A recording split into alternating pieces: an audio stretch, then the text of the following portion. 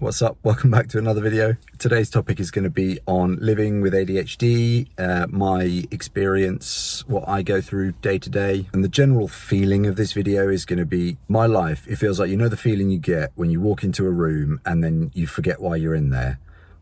That's kind of how I live my life generally. So this is going to be kind of a real open, honest feel of what my life is like, what it's like to be me day to day, and hopefully some of you can relate to it if you have ADHD and you have the same sort of feelings, themes in your lives as well. And I'm going to break my day down into morning, midday and afternoon / evening and talk you through what sort of things I experience day to day around those times, because most days it's pretty similar, the sort of thoughts that go through my head, the feelings that I get. So if you've seen any of my other videos where I talk about like my kind of regime routine with ADHD medications, in particular Elvance, which is what I take, you'll know that I set an alarm for an hour and a half before I need to wake up.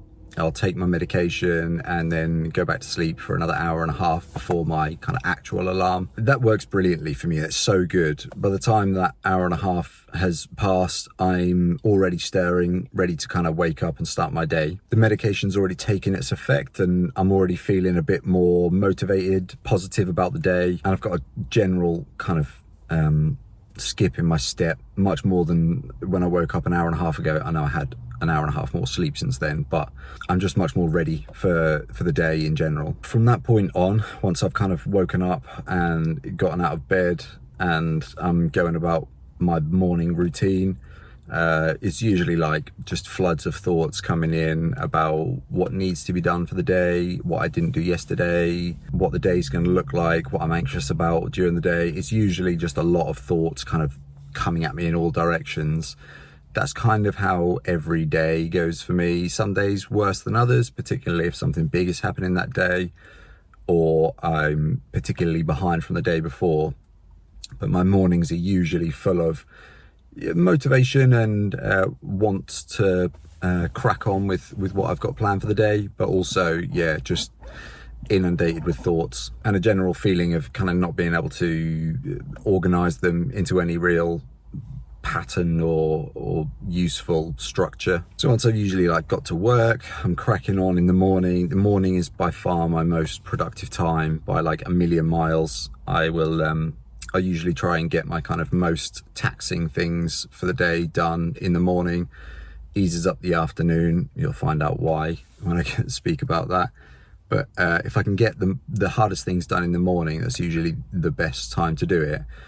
I'm less forgetful, I'm less decision fatigued, I'm much more optimistic about outcomes that might come from whatever I'm attempting or doing generally.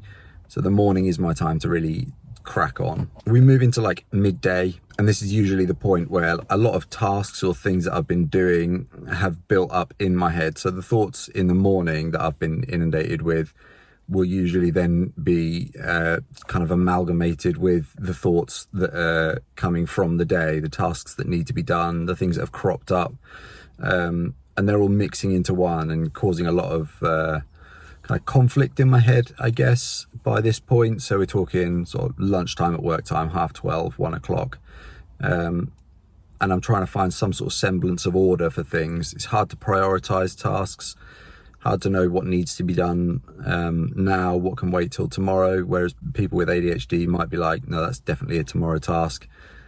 I'm much more like, I need to get all of these things done now, today, otherwise I'm never going to get them done. It's usually around this point that I'll start to realize that I'm hyper focused on something as well. Something might have come up in the morning that I'm kind of focusing on, and I'll kind of realize that all of my energy has been put into this thing. So if it's something at work that might be like a 2, 3, 4 day task, generally I'll be so hyper focused on getting it done today and finishing it completely. I put all of my eggs in that basket and push anything that I need to keep working on slowly but surely to the wayside. And yeah, as I say, it's usually at about lunchtime where I kind of get at least a little bit of a break to stand back and say, okay, how's the day going? There's a bit of a checkpoint for me to refer back to be like, how am I doing generally? Moving into the afternoon and the evening, they kind of merge into one. At this point, I'm beginning to get some decision fatigue. The job that I do, generally, there's quite a lot of the decisions that need to be made on the fly throughout the day, depending on what's thrown at me. And so the constant pressure of trying to find the right answer, do the right thing, starts to build up, and I'm becoming much less efficient at making good decisions on the fly, and things are becoming much more taxing generally. It's at this point where I think people usually say that they get like a midday slump. Mine's pushed much further back, say like 2, 3, 4 o'clock, because when I combine like the morning thoughts with the midday kind of stock take of where I am throughout the day, and everything's a bit confusing, as I said in the last bit, it's at this point that I'll start to overthink much more, and it'll just build momentum, and I'll be overthinking more and more and more, and things will become much more muddied. I think part of that comes down to the fact that, as I said, I'll hyper focus on one thing in the morning quite often, and with that checkpoint at midday, I'll realize that I have been doing that. I then need to catch up on everything that I've put to the side for that day, and knowing that I need to catch up on all those things then makes me overthink having not done them in the morning. It all just kind of gets thrown in, and everything gets a bit crazy and hectic in my head, and it's hard to stay focused on just getting what I can done for the day and leaving it there. So there's been like a general build-up of kind of anxiety would be the lead sort of emotion, I would say, throughout the day. It starts with quite a lot of anxiety from all the thoughts that come into my head about the day coming and the day past and where I am with things. It then moves on to more of like a frustration in the afternoon, evening time, where again, I realise that certain things haven't been done. I'll blame myself for not having done them. And I'll then just get more and more anxious and frustrated about not being able to do all of those things that I've said I should do. So I'll say the anxiety probably builds slightly, but the frustration at this point is outweighing it quite substantially. And every day is really different, but I'll find there's kind of a really weird balance of creativity and chaos throughout the day. Sometimes I feel like I can make the perfect decision 100 times in a row. And then others, that decision will hit me, or someone will ask me a question and I've just got nothing to give them at all. And it's at that point when the frustration really builds. And a couple of things that have helped me to try and stay on top of this a little bit, not in a kind of preachy, you have to do these way, just more in a this is what works for me type. The first thing would be letting go of any sort of perfectionism. I'll find that things have to be absolutely spot on the first time round, or they have to be spot on however long it takes me for them to be submitted. There's no kind of, okay, that's good enough. It has to be dead on. I think me being aware of that has helped a lot. Having like a mantra in my head, even of like just not overthinking it. That's one that I use all the time, is just don't overthink it, because I can get so stuck in thoughts about certain things that if I've got that in my head, it's like, well, I'll make a decision. I heard someone talk about it in a book recently. I can't remember who said it, but it's like the best decision is the right decision. The next best decision is the wrong decision. And the worst decision is to do nothing at all, or no decision. And it kind of really resonated, because I'm so reluctant to get things wrong that in fear of getting things wrong, I won't do anything. But then you're straying into that third category of like, that's the worst thing to do. I'm becoming a bit more comfortable with just getting things wrong, and that being okay, with the aim of next time I'll be a little less wrong. The second massive thing that I do every single day at work, I've got a Word document that's just a to-do list, and it's broken down into things like today, tomorrow, this week, upcoming.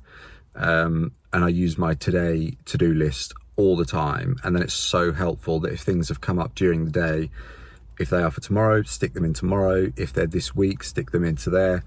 It's so good for me to be able to visualize what's coming up, what my day's going to look like, what needs to be done tomorrow, what things can wait a little bit longer.